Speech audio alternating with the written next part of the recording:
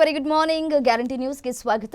ನಾನು ರಮ್ಯಾ. 50 ಗ್ಯಾರಂಟಿಯಲ್ಲಿ ಅವೆಲ್ಲ ಸುದ್ದಿದೆ ಅಂತ ಹೇಳಿ ಒಂದೊಂದಾಗಿ ನೋಡ್ತಾ ಹೋಗೋಣ. ರಾಜ್ಯದಲ್ಲಿ ಕೋವಿಡ್ ಪ್ರಕರಣಗಳು ಹೆಚ್ಚಳ ಹಿನ್ನೆಲೆ ಶಾಲಾ ಶಿಕ್ಷಕರು, ಪೋಷಕರು ಹಾಗೂ ವಿದ್ಯಾರ್ಥಿಗಳಿಗೆ ಮಹತ್ವದ ಸಂದೇಶವನ್ನು ಸಿಎಂ ಸಿದ್ದರಾಮಯ್ಯ ನೀಡಿದ್ದಾರೆ. ಸೋಂಕಿನ ಲಕ್ಷಣಗಳು ಇದ್ರೆ ಶಾಲೆಗೆ ಕಳುಹಿಸೋದು ಬೇಡ ಅಂತ ಪೋಷಕರಿಗೆ ತಿಳಿಸಿದ್ದು, ಅಂತಹ ಮಕ್ಕಳು ಶಾಲೆಗೆ ಬಂದಿದ್ರೆ ವಾಪಸ್ ಕಳುಹಿಸುವಂತೆ ಶಾಲೆಗಳಿಗೆ ಸೂಚಿಸಿದ್ದಾರೆ. ಶಾಲೆಗಳು ಈ ಬಗ್ಗೆ ಗಮನ ಹರಿಸಿ ಜ್ವರ, ಶೀತ, ನೆಗಡಿ ಇರುವ ಮಕ್ಕಳನ್ನ ವಾಪಸ್ ಪೋಷಕರ ಮೂಲಕ ಮನೆಗೆ ಕಳುಹಿಸಬೇಕು ಅಂತ ಸಿಎಂ ಸೂಚಿಸಿದ್ದಾರೆ. ಜ್ವರ, ಶೀತ ಕಂಡುಬಂದ ಮಕ್ಕಳಿಗೆ ರಜೆ ನೀಡೋದಕ್ಕೆ ಆರೋಗ್ಯ ಸಚಿವ ದಿನೇಶ್ ಗುಂಡೂರಾವ್ ಎಲ್ಲ ಶಾಲೆಗಳಿಗೆ ಸೂಚನೆಯನ್ನು ನೀಡಿದ್ದಾರೆ. ಸಿಎಂ ನೇತೃತ್ವದಲ್ಲಿ ನಡೆದ ಸಭೆ ಬಳಿಕ ಮಾತನಾಡಿದ ಸಚಿವರು, ರಾಜ್ಯದಲ್ಲಿ ಕೋವಿಡ್ ಪ್ರಕರಣಗಳು ಹೆಚ್ಚುತ್ತಾ ಇರುವ ಹಿನ್ನೆಲೆಯಲ್ಲಿ ಆರೋಗ್ಯ ಇಲಾಖೆ ಅಗತ್ಯ ಮುನ್ನೆಚ್ಚರಿಕೆ ಕ್ರಮಗಳನ್ನು ಕೈಗೊಂಡಿದೆ. ಮಕ್ಕಳಿಗೆ ಕೋವಿಡ್ ಹರಡದಂತೆ ಮುನ್ನೆಚ್ಚರಿಕೆ ವಹಿಸೋದು ಅಗತ್ಯ. ಜ್ವರ, ಶೀತ ಕಂಡುಬಂದ ಮಕ್ಕಳನ್ನ ಶಾಲೆಗೆ ಕಳುಹಿಸದಂತೆ ಪೋಷಕರು ಎಚ್ಚರಿಕೆಯನ್ನು ವಹಿಸಬೇಕು ಅಂತ ಹೇಳಿದ್ದಾರೆ.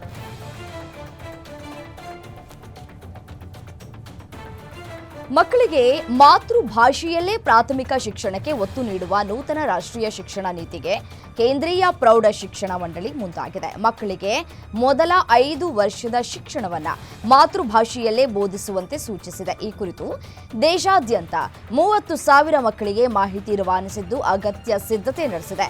ಪ್ರಿ ಕೆಜಿ, LKGಯಿಂದ 2ನೇ ತರಗತಿಯವರೆಗೆ ಕನ್ನಡ ಸೇರಿದಂತೆ ಆಯಾ ಮಾತೃಭಾಷೆಯಲ್ಲೇ ಮಕ್ಕಳಿಗೆ ಬೋಧಿಸಲಾಗುವುದು.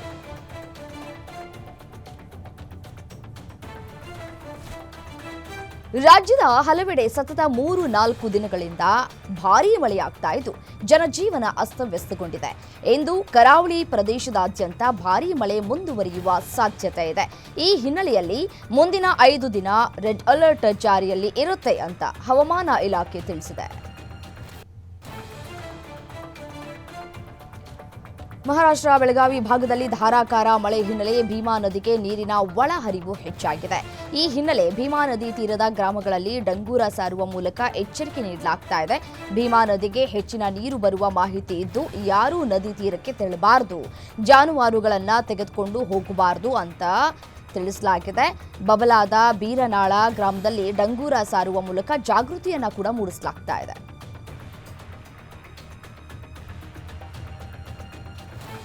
ದಕ್ಷಿಣ ಕನ್ನಡ ಜಿಲ್ಲೆಯಾದ್ಯಂತ ಮಳೆಯ ಆರ್ಭಟ ಮುಂದುವರೆದಿದೆ. ಇಂದು ಜಿಲ್ಲಾದ್ಯಂತ ರೆಡ್ ಅಲರ್ಟ್ ಇದ್ದು ಭಾರೀ ಮಳೆಯಾಗುವ ಸಾಧ್ಯತೆ ಇದೆ. ಮುನ್ನೆಚ್ಚರಿಕಾ ಕ್ರಮವಾಗಿ ಜಿಲ್ಲೆಯ ಎಲ್ಲಾ ಶಾಲಾ ಕಾಲೇಜುಗಳಿಗೆ 2 ದಿನ ರಜೆ ಘೋಷಣೆ ಮಾಡಲಾಗಿದೆ. ಜಿಲ್ಲೆಯ ಎಲ್ಲಾ ಸರ್ಕಾರಿ, ಖಾಸಗಿ ಹಾಗೂ ಅನುದಾನ ಶಾಲಾ ಕಾಲೇಜುಗಳಿಗೆ ರಜೆ ಘೋಷಣೆಯಾಗಿದೆ. ಅಂಗನವಾಡಿಯಿಂದ ಪದವಿ ಪೂರ್ವ ಕಾಲೇಜಿನವರೆಗೂ ಎಲ್ಲಾ ಶಾಲಾ ಕಾಲೇಜುಗಳಿಗೆ ದಕ್ಷಿಣ ಕನ್ನಡ ಜಿಲ್ಲಾಡಳಿತ ರಜೆ ಘೋಷಣೆ ಮಾಡಿದೆ. ಮಲೆನಾಡಿನ ಭಾಗದಲ್ಲಿ ಅಪಾರ ಪ್ರಮಾಣದ ಮಳೆ ಹಿನ್ನೆಲೆ ತುಂಗಾ ಹಾಗೂ ಭದ್ರಾ ನದಿಗಳು ಮೈದುಂಬಿ ಹರಿಯುತ್ತಿವೆ.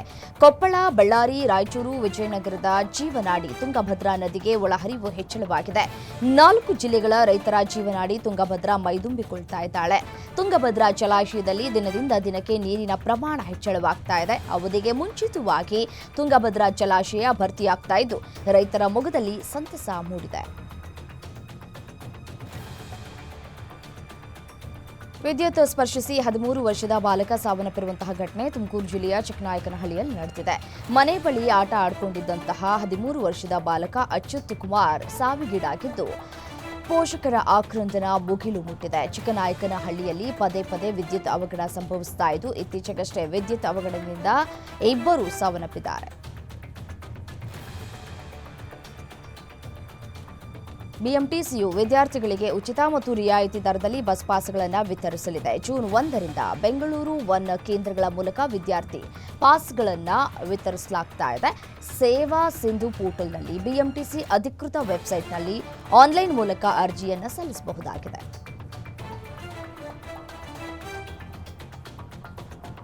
ಮಂಗಳೂರಿನಲ್ಲಿ ಕೆಎಸ್ಆರ್ಟಿಸಿ ಬಸ್ ಹಾಗೂ ಬೈಕ್ ನಡುವೆ ಮುಖಾಮುಖಿ ಡಿಕ್ಕಿಯಾಗಿ ಬೈಕ್ ಸವಾರ ಸಾವನ್ನಪ್ಪಿದ್ದಾನೆ. ಉಪ್ಪಿನಂಗಡಿ ಸುಬ್ರಹ್ಮಣ್ಯ ರಾಜ್ಯ ಹೆದ್ದಾರಿಯ ಕಡಬ ಹಳೆ ಸ್ಟೇಷನ್ ಸಮೀಪದ ಕೃಷ್ಣನಗರ ಎಂಬಲ್ಲಿ ಘಟನೆ ನಡೆದಿದೆ.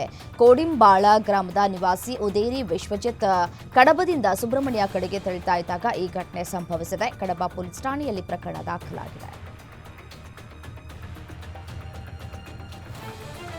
ರಾಜ್ಯಾದ್ಯಂತ ಮಳೆಯ ಆರ್ಭಟ ಜೋರಾಗಿದ್ದು ಧಾರವಾಡದಲ್ಲಿ ಸಚಿವ ಸಂತೋಷ್ ಲಾಡ್ ವಿಪತ್ತು ನಿರ್ವಹಣಾ ಸಭೆ ಕರೆದಿದ್ರು. ಧಾರವಾಡದ ಜಿಲ್ಲಾ ಪಂಚಾಯಿತಿ ಸಭಾಂಗಣದಲ್ಲಿ ಸಭೆ ನಡೆದಿದ್ದು ಜಿಲ್ಲೆಯ ಎಲ್ಲಾ ಇಲಾಖೆಯ ಅಧಿಕಾರಿಗಳ ಜೊತೆ ಮಾತುಕತೆ ನಡೆಸಿದ್ದಾರೆ. ಮುಂದಿನ ದಿನಗಳಲ್ಲಿ ಮಳೆಯ ಅಬ್ಬರದ ಎಚ್ಚರಿಕೆ ಹಿನ್ನೆಲೆ ಜಿಲ್ಲೆಯಲ್ಲಿ ತುರ್ತು ಕ್ರಮಗಳ ಬಗ್ಗೆ ಮಾಹಿತಿ ಪಡೆದುಕೊಂಡಿದ್ದಾರೆ. ಬೆಣ್ಣೆ ಹಳ್ಳ, ತುಪ್ಪರಿ ಹಳ್ಳಗಳ ಬಗ್ಗೆ ಮುನ್ನೆಚ್ಚರಿಕಾ ಕ್ರಮಕ್ಕೆ ಸೂಚನೆಯನ್ನು ನೀಡಲಾಗಿದೆ.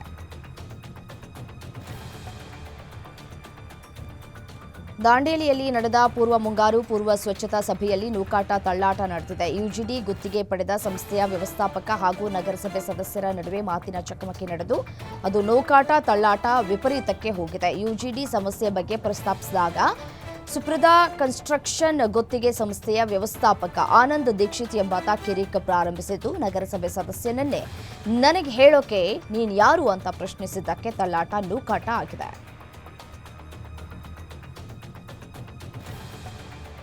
ಸಚಿವ ಪ್ರಿಯಾಂಕ್ ಖರ್ಗೆ ರಾಜೀನಾಮೆಗೆ ಆಗ್ರಹಿಸಿ ಬಿಜೆಪಿ ಪ್ರತಿಭಟನೆ ವಿಚಾರಕ್ಕೆ ಕಲಬುರಗಿಯಲ್ಲಿ ಸಚಿವ ಎನ್ಎಸ್ ಬೋಸರಾಜು ಪ್ರತಿಕ್ರಿಯೆ ಕೊಟ್ಟಿದ್ದಾರೆ. ಬಿಜೆಪಿಯವರಿಗೆ ಮಾಡೋದು ಬೇರೆ ಏನೂ ಕೆಲಸ ಇಲ್ಲ, ಅದಕ್ಕೆ ಪ್ರತಿಭಟನೆಯನ್ನು ಮಾಡ್ತಾ ಇದ್ದಾರೆ. ಬಿಜೆಪಿಗರಿಗೆ ಜನರ ಕೆಲಸ ಆಗೋದು ಬೇಕಿಲ್ಲ, ರಾಜ್ಯ ಅಭಿವೃದ್ಧಿ ಆಗೋದಂತೂ ಬೇಡವೇ ಇಲ್ಲ. ಕೊಟ್ಟ ಮಾತಿನಂತೆ ಪ್ರಣಾಳಿಕೆಯಲ್ಲಿನ ಎಲ್ಲ ಭರವಸೆಗಳನ್ನು ಈಡೇರಿಸಿದ್ದೇವೆ. ಸರ್ಕಾರ ತಪ್ಪು ಮಾಡ್ತಾ ಇದೆ ಅಂತ ಒಂದಾದರೂ ತಪ್ಪು ಬಿಜೆಪಿ ತೋರಿಸಿದ್ಯಾ? ಅದು ಬಿಟ್ಟು ಬಾಯಿಗೆ ಬಂದ ಹಾಗೆ ಬೊಗಳ್ತಾ ಇದ್ದಾರೆ ಅಂತ ಕಿಡಿಕಾರಿದ್ದಾರೆ. ಎಗ್ ರೈಸ್ ಅಂಗಡಿಯಲ್ಲಿ ಎಕ್ಸ್ಟ್ರಾ ಲಿಂಬೆಹಣ್ಣು ಕೇಳಿದ್ದಕ್ಕೆ ಗ್ರಾಹಕನ ಕೈ ಬೆರಳನ್ನೇ ಕೊಯ್ದು ವಿಕೃತಿ ಮೆರೆದ ಘಟನೆ ಹಾವೇರಿಯಲ್ಲಿ ನಡೆದಿದೆ. ರಟ್ಟಿಹಳ್ಳಿ ತಾಲೂಕಿನ ಮಾಸೂರು ಪಟ್ಟಣದಲ್ಲಿ ಈ ಘಟನೆ ನಡೆದಿದ್ದು, ಹೊನ್ನಮ್ಮ ಹೆಸರಿನ ಎಗ್ ರೈಸ್ ಅಂಗಡಿಯಲ್ಲಿ ರಾಜಾಸಾಬ ಎಂಬ ಗ್ರಾಹಕನ ಕೈ ಬೆರಳನ್ನೇ ಅಂಗಡಿಯ ಮಾಲೀಕ ಕೊಯ್ದಿದ್ದಾನೆ. ಗಾಯಾಳು ರಾಜಾಸಾಬ ರಾಣೆಬೆನ್ನೂರಿನ ಉಕ್ಕುಂದ ಗ್ರಾಮದವನು ಅಂತ ಗುರುತಿಸಲಾಗಿದ್ದು, ಎಗ್ ರೈಸ್ ಅಂಗಡಿ ಮಾಲೀಕ ರಾಹುಲ್ ಎಂಬ ಯುವಕನನ್ನ ಮಾಸೂರು ಪೊಲೀಸರು ವಶಕ್ಕೆ ಪಡೆದಿದ್ದಾರೆ. ಬಳ್ಳಾರಿಯ ಪಾಲಿಟೆಕ್ನಿಕ್ ಕಾಲೇಜು ಬಳಿ ಕೆಟ್ಟು ನಿಂತಿದ್ದ ಟ್ರ್ಯಾಕ್ಟರ್ಗೆ ಬೈಕ್ ಡಿಕ್ಕಿ ಹೊಡೆದು ಮಗು ಸೇರಿ ಇಬ್ಬರು ಸ್ಥಳದಲ್ಲೇ ಮೃತಪಟ್ಟಿದ್ದಾರೆ. 21 ವರ್ಷದ ಅಬ್ದುಲ್ ಅರ್ಮಾನ್ ಸೋದರನ ಪುತ್ರಿ 5 ವರ್ಷದ ಹಸೀನಾ ನಯಾಜ್ ಸಾವನ್ನಪ್ಪಿದ್ದಾರೆ. ಮೃತರು ನಗರದ ಗುಗ್ಗರಹಟ್ಟಿಯವರು ಅಂತ ತಿಳಿದು ಬಂದಿದೆ. ಈ ಸಂಬಂಧ ಸಂಚಾರಿ ಠಾಣೆಯಲ್ಲಿ ಪ್ರಕರಣ ದಾಖಲಾಗಿದೆ. ಚೆನ್ನೈ ಬೆಂಗಳೂರು ಎಕ್ಸ್ಪ್ರೆಸ್ ಕಾರಿಡಾರ್ ಹೈವೇಯಲ್ಲಿ ಕಾರು ಅಪಘಾತ ಸಂಭವಿಸಿದ್ದು ವೈದ್ಯರೊಬ್ಬರು ಮೃತಪಟ್ಟಿದ್ದಾರೆ. ಆಂಧ್ರಪ್ರದೇಶ ಮೂಲದ ವೈದ್ಯ ಕೃಷ್ಣ ಜಗನ್ ಮೃತ ದುರ್ದೈವಿ. ಕೋಲಾರ ಜಿಲ್ಲೆಯ ಬಂಗಾರಪೇಟೆ ತಾಲೂಕಿನ ಕುಪ್ಪನಹಳ್ಳಿ ಬಳಿಯ ಹೆದ್ದಾರಿಯಲ್ಲಿ ಘಟನೆ ನಡೆದಿದೆ. ಅನಂತಪುರದಿಂದ ಕುಪ್ಪಂ ಪಿಇಎಸ್ ಕಾಲೇಜಿಗೆ ತೆರಳುತ್ತಾ ಇದ್ದಾಗ ದುರ್ಘಟನೆ ಸಂಭವಿಸಿದೆ.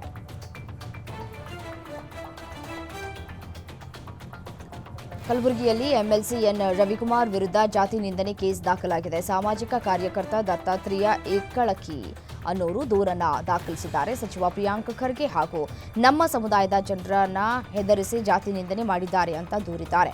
ಅವಹೇಳನಕಾರಿಯಾಗಿ ಸಂಬೋಧಿಸಿದ್ದಾರೆ ಅಂತ ದೂರಿನಲ್ಲಿ ಉಲ್ಲೇಖವನ್ನ ಮಾಡಲಾಗಿದೆ. ಅಲ್ಲದೆ ಕಲಬುರಗಿ ಜಿಲ್ಲಾಧಿಕಾರಿ ವಿರುದ್ಧ ಎನ್ ರವಿಕುಮಾರ್ ಕೂಡ ವಿವಾದಾತ್ಮಕ ಹೇಳಿಕೆ ನೀಡಿದ್ದಾರೆ ಅಂತ ನಗರದ ಸ್ಟೇಷನ್ ಬಜಾರ್ ಪೊಲೀಸ್ ಠಾಣೆಯಲ್ಲಿ ಎಫ್ಐಆರ್ ದಾಖಲು ಮಾಡಲಾಗಿದೆ. ಚಿತ್ರದುರ್ಗ ಜಿಲ್ಲೆಯಲ್ಲಿ ಖಾಸಗಿ ಶಾಲೆಗಳಲ್ಲಿ ಡೊನೇಷನ್ ಹಾವಳಿ ಹೆಚ್ಚಾಗಿದೆ. ಈ ಹಿನ್ನೆಲೆ ರೊಚ್ಚಿಗೆದ್ದ ನೂರಾರು ಮಂದಿ ರೈತರು ಡಿಡಿಪಿಐ ಕಚೇರಿಗೆ ಮುತ್ತಿಗೆ ಹಾಕಿದ್ದಾರೆ. ಮಳೆಯನ್ನೂ ಲೆಕ್ಕಿಸದೆ ನಗರದ ಪ್ರವಾಸಿ ಮಂದಿರದಿಂದ ಬೃಹತ್ ರ್ಯಾಲಿ ಮೂಲಕ ತೆರಳಿ ಆಕ್ರೋಶವನ್ನು ಹೊರಹಾಕಿದ್ದಾರೆ. ರೈತ ಮುಖಂಡ ಈಚಘಟ್ಟ ಸಿದ್ದವೀರಪ್ಪ ನೇತೃತ್ವದಲ್ಲಿ ನಡೆದ ಪ್ರತಿಭಟನೆಯಲ್ಲಿ ಜಿಲ್ಲಾ ಶಾಲಾ ಶಿಕ್ಷಣ ವ್ಯವಸ್ಥೆ ವಿರುದ್ಧ ಧ್ವನಿ ಎತ್ತಲಾಗ್ತಾ ಇದೆ. ಅಲ್ಲದೆ ಖಾಸಗಿ ಶಾಲೆಗಳ ದುಬಾರಿ ಪ್ರವೇಶ ಶುಲ್ಕಕ್ಕೆ ಬ್ರೇಕ್ ಹಾಕುವಂತೆ ಮನವಿಯನ್ನು ಕೂಡ ಮಾಡಲಾಗಿದೆ. ಚಿಕ್ಕಬಳ್ಳಾಪುರದ ಗುಡಿಬಂಡೆಯಲ್ಲಿ ಪದೇ ಪದೇ ಶಾರ್ಟ್ ಸರ್ಕ್ಯೂಟ್ ಅನಾಹುತಗಳು ಸಂಭವಿಸುತ್ತಲೇ ಇದೆ. ಇದೀಗ ಮನೆಯೊಂದರಲ್ಲಿ ಶಾರ್ಟ್ ಸರ್ಕ್ಯೂಟ್ನಿಂದ ಭಾರೀ ಹಾನಿಯಾಗಿದೆ. ಕೆಇಬಿ ನರಸಿಂಹಮೂರ್ತಿ ಎಂಬುವರ ಮನೆಯಲ್ಲಿ ಅನಾಹುತ ಸಂಭವಿಸಿದೆ. ಗೃಹೋಪಯೋಗಿ ವಸ್ತುಗಳು ಸುಟ್ಟು ಕರಕಲಾಗಿದೆ. ಎಲೆಕ್ಟ್ರಾನಿಕ್ ವಸ್ತುಗಳು ಸುಟ್ಟು ಭಸ್ಮವಾಗಿದೆ. TV, fridge, CC camera, washing machine ಸುಟ್ಟು ಬೂದಿಯಾಗಿದೆ. ಬೆಸ್ಕಾಂ ನಿರ್ಲಕ್ಷ್ಯಕ್ಕೆ ನರಸಿಂಹಮೂರ್ತಿ ಕುಟುಂಬಸ್ಥರು ಆಕ್ರೋಶವನ್ನು ವ್ಯಕ್ತಪಡಿಸ್ತಾ ಇದ್ದಾರೆ.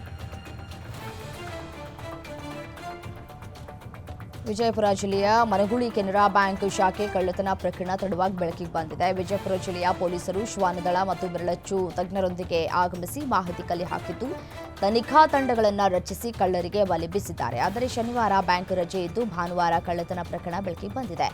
ಘಟನೆ ನಡೆದು 2 ದಿನಗಳಾದರೂ ಕೂಡ ಕೆನರಾ ಬ್ಯಾಂಕ್ ಶಾಖೆಯಲ್ಲಿದ್ದ ನಗದು ಹಾಗೂ ಗ್ರಾಹಕರು ಇಟ್ಟಿದ್ದ ಚಿನ್ನ ಹಾಗೂ ಅಡಮಾನ ಸಾಲದ ನಿಖರ ಮಾಹಿತಿಯನ್ನ ಇಲ್ಲಿಯವರೆಗೂ ತಿಳಿಸಿಲ್ಲ. ಹೀಗಾಗಿ ಹಲವು ಅನುಮಾನಗಳು ಹುಟ್ಟಿದ್ದು ಗ್ರಾಹಕರು ಆಕ್ರೋಶವನ್ನ ಹೊರಹಾಕ್ತಾ ಇದ್ದಾರೆ.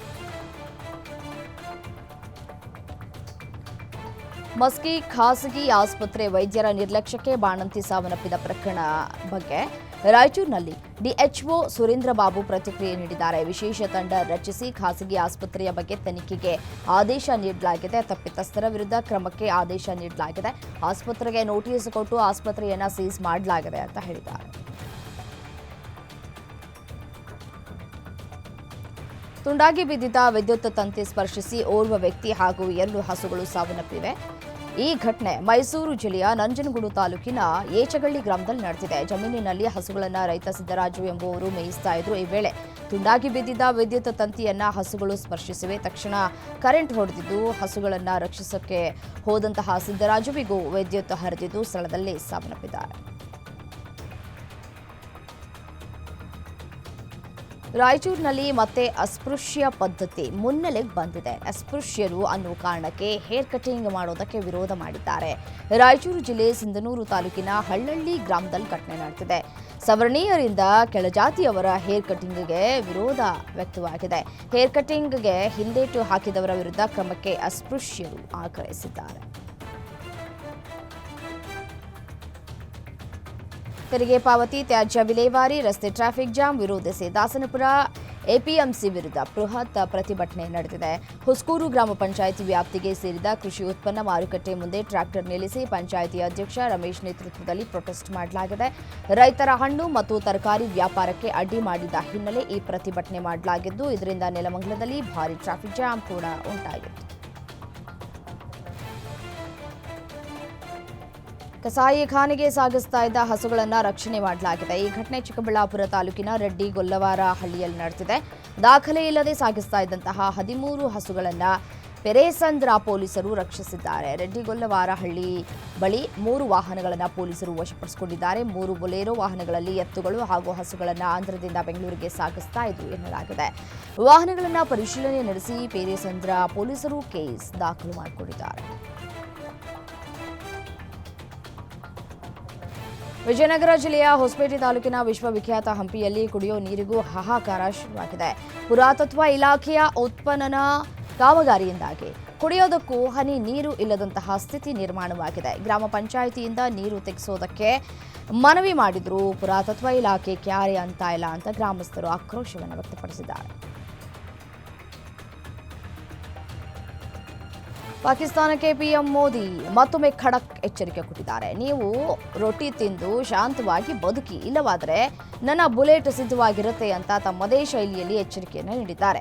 ಗುಜರಾತ್ನಲ್ಲಿ ಮಾತನಾಡಿದಂತಹ ಅವರು, ಭಾರತ ಪ್ರವಾಸೋದ್ಯಮವನ್ನೇ ನೆಚ್ಚಿಕೊಂಡಿದೆ. ಪ್ರವಾಸೋದ್ಯಮ ಜನರನ್ನ ಒಂದುಗೂಡಿಸುತ್ತೆ. ಆದರೆ ಪಾಕಿಸ್ತಾನದಂತಹ ದೇಶ ಭಯೋತ್ಪಾದನೆಯನ್ನ ಪ್ರವಾಸೋದ್ಯಮ ಅಂತ ಪರಿಗಣಿಸ್ತಾ ಇದೆ. ಇದು ಜಗತ್ತಿಗೆ ದೊಡ್ಡ ಅಪಾಯ ಅಂತ ಹೇಳಿದರು.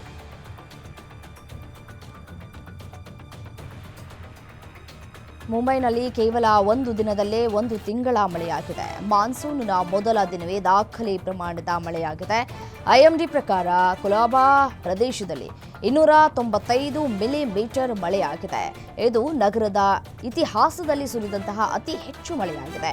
107 ವರ್ಷಗಳ ಹಿಂದೆ ಅಂದರೆ 1918ರಲ್ಲಿ 279 ಮಿಲಿಮೀಟರ್ ಮಳೆಯಾಗಿತ್ತು. ಇದುವರೆಗೂ ಅದೇ ರೀತಿ ಹೆಚ್ಚು ಮಳೆಯಾಗಿ ದಾಖಲೆಯಾಗಿತ್ತು. ಇದೇ ಅತಿ ಹೆಚ್ಚು ದಾಖಲಾಗಿರುವಂಥದ್ದು.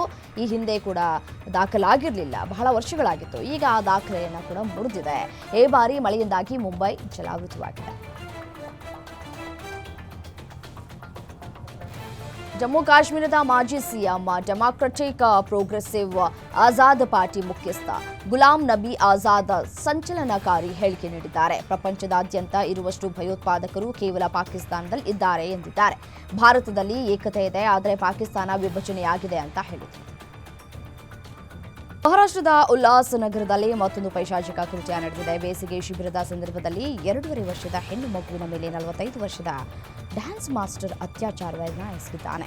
ಬಾಲಕಿ ಮನೆಗೆ ಹಿಂತಿರುಗಿ ನೋವಿನಿಂದ ನಳ್ತಾ ಇದ್ದಾಗ ಪೋಷಕರು ಪ್ರಶ್ನಿಸಿದ್ದು, ಈ ವೇಳೆ ಪಾಪಿ ಶಿಕ್ಷಕನ ಕೃತ್ಯ ಬೆಳಕಿಗೆ ಬಂದಿದೆ. ಬಂಧಿತ ಶಿಕ್ಷಕನನ್ನ 3 ದಿನ ಪೊಲೀಸ್ ಕಸ್ಟಡಿಗೆ ನೀಡಲಾಗಿದೆ.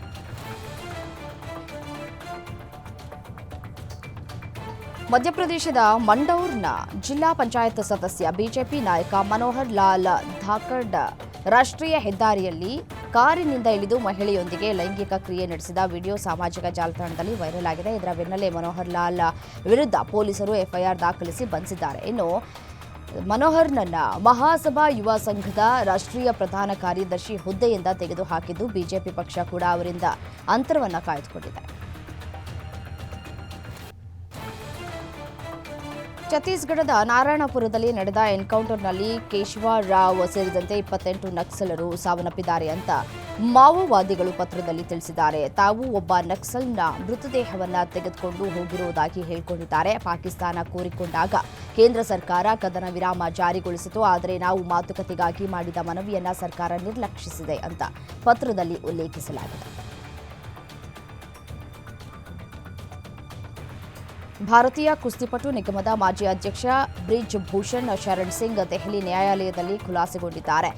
ನವದೆಹಲಿಯ ಪಟಿಯಾಲಾ ಹೌಸ್ ನ್ಯಾಯಾಲಯವು ಬ್ರಿಜ್ ಭೂಷಣ್ ಸಿಂಗ್ ವಿರುದ್ಧದ ಫೋಕ್ಸೋ ಪ್ರಕರಣದಲ್ಲಿ ದೆಹಲಿ ಪೊಲೀಸರ ಮುಕ್ತಾಯ ವರದಿಯನ್ನು ಸ್ವೀಕರಿಸುವುದರೊಂದಿಗೆ ಬಿಗ್ ರಿಲೀಫ್ ಸಿಕ್ಕಿದೆ. ಮಹಿಳಾ ಕುಸ್ತಿಪಟುವರೊಬ್ಬರು ದಾಖಲಿಸಿದಂತಹ ಪ್ರಕರಣವನ್ನು ವಜಾಗೊಳಿಸುವಂತೆ ದಿಲ್ಲಿ ಪೊಲೀಸರು ಸಲ್ಲಿಸಿದ ಮುಕ್ತಾಯ ವರದಿಯನ್ನು ಸೋಮವಾರ ದಿಲ್ಲಿಯ ನ್ಯಾಯಾಲಯವೊಂದು ಅಂಗೀಕರಿಸಿದೆ. ಈ ವರದಿಯನ್ನು ಅಂಗೀಕರಿಸಿದ ಹೆಚ್ಚುವರಿ ಸೆಷನ್ಸ್ ನ್ಯಾಯಾಧೀಶೆ ಗೋಮತಿ ಮನೋಜ್ ವಜಾಗೊಳಿಸಲು ಸಮ್ಮತಿಸಲಾಗಿದೆ ಅಂತ ಹೇಳಿದ್ದಾರೆ. ಬಾಂಗ್ಲಾದೇಶವನ್ನು ಸರ್ಕಾರದ ಮುಖ್ಯಸ್ಥ ಮೊಹಮ್ಮದ್ ಯೂನಸ್ ಅಮೆರಿಕಕ್ಕೆ ಮಾರಾಟ ಮಾಡಿದ್ದಾರೆ. ಇದು ಸಂವಿಧಾನ ಬಾಹಿರ ಅಂತ ಬಾಂಗ್ಲಾದ ಮಾಜಿ ಪ್ರಧಾನಿ ಶೇಖ್ ಹಸೀನಾ ಗಂಭೀರ ಆರೋಪ ಮಾಡಿದ್ದಾರೆ.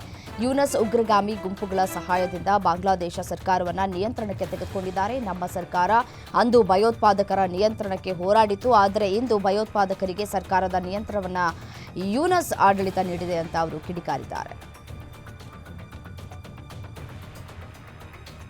ತೆಲಂಗಾಣದಲ್ಲಿ ನಡೀತಾ ಇರುವಂತಹ ಮಿಸ್ ವರ್ಲ್ಡ್ ಸ್ಪರ್ಧೆಯ ಬಗ್ಗೆ ಇಂಗ್ಲೆಂಡ್ ಮೂಲದ ಸ್ಪರ್ಧಿಯೊಬ್ಬರು ಸ್ಫೋಟಕ ಆರೋಪ ಮಾಡಿದ್ದು, ಸ್ಪರ್ಧೆಯಲ್ಲಿ ತಮ್ಮನ್ನು ಪ್ರದರ್ಶನ ನೀಡುವ ಕೋತಿಗಳಂತೆ ವೇಶ್ಯೆಯರಂತೆ ನೋಡ್ತಾ ಇದ್ರು ಅಂತ ಆರೋಪಿಸಿ ಸ್ಪರ್ಧೆಯಿಂದಲೇ ಹಿಂದೆ ಸರಿದಿದ್ದಾರೆ.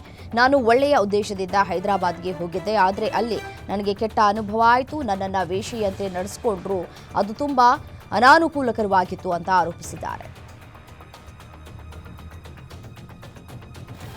ಡಿಆರ್ಡಿಒ ಮುಖ್ಯಸ್ಥ ದೇಶದ ಪ್ರಮುಖ ವಿಜ್ಞಾನಿ ಡಾಕ್ಟರ್ ವಿ ಸಮೀರ್ ಕಾಮತ್ ಅವರ ಅಧಿಕಾರ ಅವಧಿಯನ್ನ 1 ವರ್ಷಕ್ಕೆ ವಿಸ್ತರಿಸಲಾಗಿದೆ. ಡಾಕ್ಟರ್ ಕಾಮತ್ ಈಗ ಮೇ 31, 2025ರವರೆಗೆ ಡಿಆರ್ಡಿಒ ಅಧ್ಯಕ್ಷರಾಗಿ ಮುಂದುವರಿಯಲಿದ್ದಾರೆ.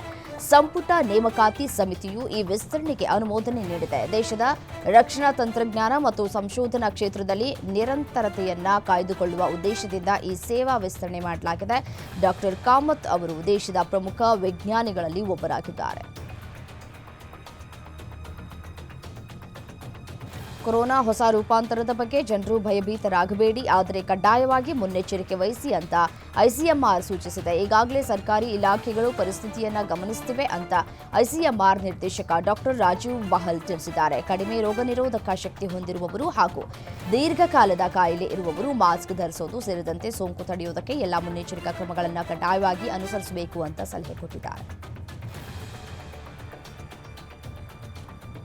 ಕುವೈತ್ನಲ್ಲಿ 37,000 ಜನರ ಪೌರತ್ವವನ್ನು ರದ್ದುಗೊಳಿಸಲಾಗಿದೆ. ಇವರಲ್ಲಿ ಪೌರತ್ವ ಕಳೆದುಕೊಂಡ 26,000 ಮಹಿಳೆಯರು ಸೇರಿದ್ದಾರೆ. ಕುವೈತ್ನ ಅಮೀರಾ ಶೇಖ್ ಮೆಶಲ್ ಅಲ್ ಅಹ್ಮದ್ ಅಲ್ ಸಬಾ ಅವರು ಕುವೈತ್ನೊಂದಿಗೆ ರಕ್ತ ಸಂಬಂಧ ಹೊಂದಿರುವವರಿಗೆ ಮಾತ್ರ ಪೌರತ್ವ ನೀಡುವುದಕ್ಕೆ ಆದೇಶಿಸಿದ್ದಾರೆ. ಪೌರತ್ವ ಕಳೆದುಕೊಂಡಿರುವಂತಹ ಜನರ ಬ್ಯಾಂಕ್ ಖಾತೆಗಳನ್ನು ಸ್ಥಗಿತಗೊಳಿಸಲಾಗ್ತಾ ಇದೆ ಹಾಗೂ ಪಿಂಚಣಿಯನ್ನು ಸಲ್ಲಿಸಲಾಗ್ತಾ ಇದೆ ಅಂತ ವರದಿಯಾಗಿದೆ. ಇತ್ತೀಚೆಗೆ ಸೋಷಿಯಲ್ ಮೀಡಿಯಾದಲ್ಲಿ ಸೋನು ಸೂದ್ ಬೈಕ್ ರೈಡ್ ಮಾಡ್ತಾ ಇರುವ ವಿಡಿಯೋ ಒಂದು ಸಖತ್ ವೈರಲ್ ಆಗ್ತಾ ಇದೆ. ವೈರಲ್ ಆಗಿರುವ ವಿಡಿಯೋದಲ್ಲಿ ಸೋನು ಸೂದ್ ಹಿಮಾಚಲ ಪ್ರದೇಶದಲ್ಲಿರುವ ಸ್ಪಿತಿ ಕಣಿವೆಯಲ್ಲಿ ಬೈಕ್ ರೈಡ್ ಮಾಡಿದ್ದಾರೆ. ಹಿಂಬಾಲಕರೊಂದಿಗೆ ಸೋನು ಸೂದ್ ಹೆಲ್ಮೆಟ್ ಹಾಗೂ ಶರ್ಟ್ ಎರಡೂ ಧರಿಸದೆ ಜಾಲಿ ಮೂಡ್ನಲ್ಲಿ ಬೈಕ್ ರೈಡ್ ಮಾಡಿದ್ರು. ಸೋನು ಸೂದ್ ವಿರುದ್ಧ ಸೋಷಿಯಲ್ ಮೀಡಿಯಾದಲ್ಲಿ ತೀವ್ರ ಆಕ್ರೋಶ ವ್ಯಕ್ತವಾಗಿತ್ತು. ವಿಡಿಯೋ ವೈರಲ್ ಆಗ್ತಾ ಇದ್ದಂತೆ ಸೋನು ಸೂದ್ ವಿರುದ್ಧ ಕ್ರಮಕ್ಕೆ ಪೊಲೀಸರು ಮುಂದಾಗಿದ್ದಾರೆ. ಯುರೋಪಿನಾದ್ಯಂತ ಅಪರೂಪದ ಕ್ಯಾನ್ಸರ್ ಉಂಟು ಮಾಡುವ ಅಪಾಯ ಹೊಂದಿರುವ ವ್ಯಕ್ತಿಯ ವೀರ್ಯವನ್ನ 67 ಮಕ್ಕಳ ಗರ್ಭಧಾರಣೆಗೆ ಬಳಸಿರುವ ಸ್ಫೋಟಕ ಮಾಹಿತಿ ಬೆಳಕಿಗೆ ಬಂದಿದೆ. 10 ಮಕ್ಕಳಲ್ಲಿ ಈಗಾಗಲೇ ಕ್ಯಾನ್ಸರ್ ಪತ್ತೆಯಾಗಿದೆ ಅಂತ ವರದಿಯಾಗಿದೆ. ಒಟ್ಟು 23 ಮಕ್ಕಳು ಈಗ ಈ ರೂಪಾಂತರವನ್ನ ಹೊಂದಿದ್ರೆ ಕೆಲವರು ಲಿಕೇಮಿಯಾ ಮತ್ತು ಲಿಂಫೋಮಾದಂತಹ ಕ್ಯಾನ್ಸರ್ ಕಾಯಿಲೆಗಳಿಂದ ಬಳಲ್ತಾ ಇದ್ದಾರೆ.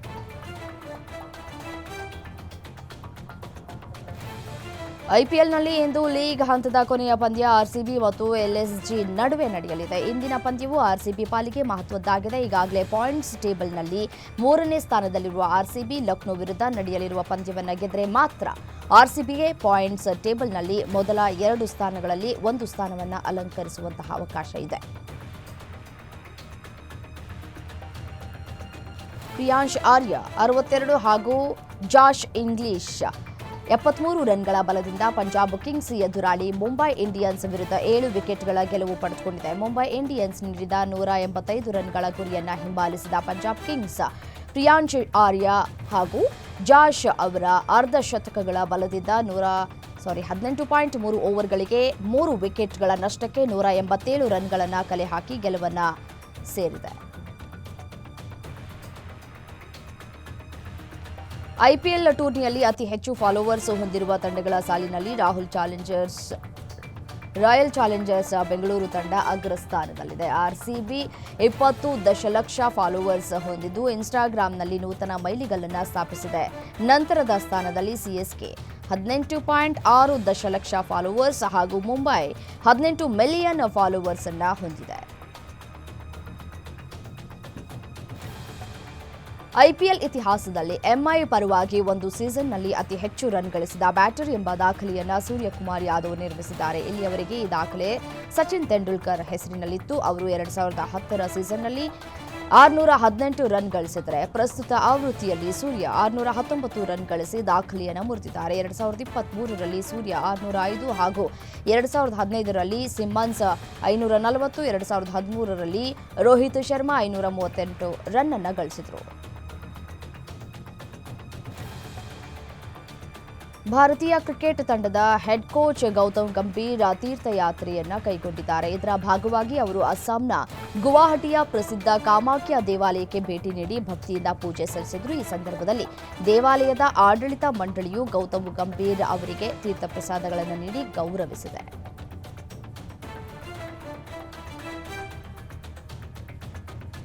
ಒಡಿಶಾದ ಪುರಿಯಲ್ಲಿ ಸಮುದ್ರದಲ್ಲಿ ಸ್ಪೀಡ್ ಬೋಟ್ನಲ್ಲಿ ವಿಹರಿಸ್ತಾ ಇದ್ದಂತಹ ಸಂದರ್ಭದಲ್ಲಿ ಮಾಜಿ ಕ್ರಿಕೆಟಿಗ ಸೌರವ್ ಗಂಗೂಲಿಯ ಅಣ್ಣ ಸ್ನೇಹಾಶೀಶ್ ಗಂಗೂಲಿ ಮತ್ತು ಅವರ ಪತ್ನಿ ಅರ್ಪಿತಾ ನೀರಿಗೆ ಬಿದ್ದಿದ್ದು ಸ್ವಲ್ಪದರಲ್ಲಿ ಸಾವಿನ ದವಡೆಯಿಂದ ಪಾರಾಗಿದ್ದಾರೆ.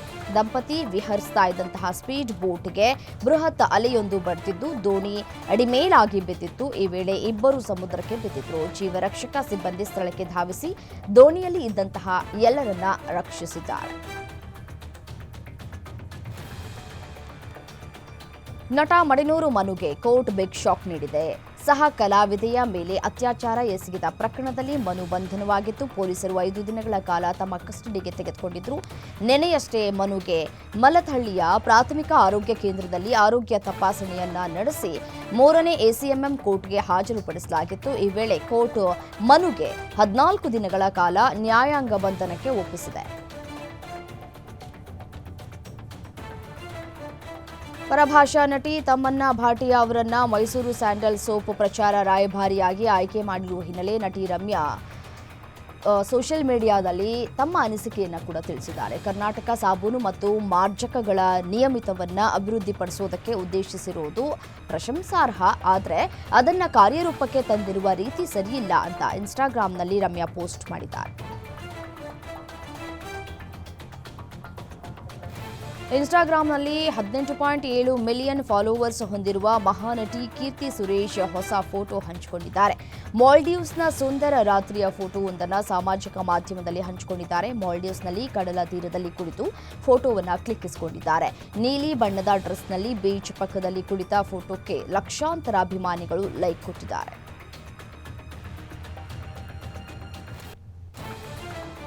ಕಿಚ್ಚ ಸುದೀಪ್ ನಟನೆಯ ಮ್ಯಾಕ್ಸ್ ಸಿನಿಮಾದಲ್ಲಿ ಅಭಿನಯಿಸಿದ್ದ ಸಜ್ಜನಿಕೆಯ ನಟ ಎನ್ ಶ್ರೀಧರ್ ನಿನ್ನೆ ಮಧ್ಯರಾತ್ರಿ ಕೊನೆಯುಸಿರೆಳೆದಿದ್ದಾರೆ.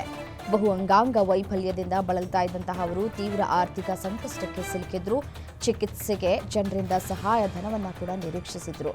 ಆರೋಗ್ಯವಾಗಿಯೇ ಇದ್ದ ಕಿರುತೆರೆ ನಟ ಶ್ರೀಧರ್ ಬದುಕುಳಿಯೋದಕ್ಕೆ ತೀವ್ರವಾಗಿ ಹಂಬಲಿಸಿದ್ರು. ಆದರೆ ಆಸೆ ಕೊನೆಗೂ ಈಡೇರಲೇ ಇಲ್ಲ.